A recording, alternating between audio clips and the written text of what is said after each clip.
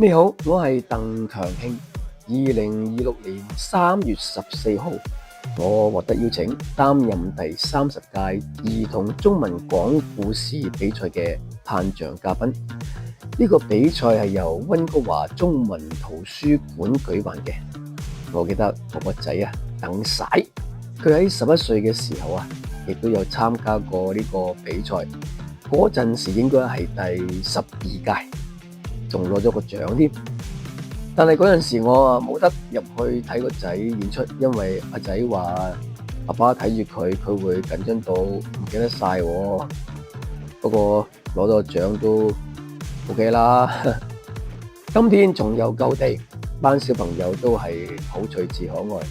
不過同20年前有唔同嘅地方就係嗰陣時阿仔係講廣東話，而家全部都係普通話。無論講咩話都好啦，呢個不單止係一場嘅比賽，更加係一場文化嘅接力。日後我都會多啲支持呢啲小朋友傳承中國文化嘅活動。好，大家努力。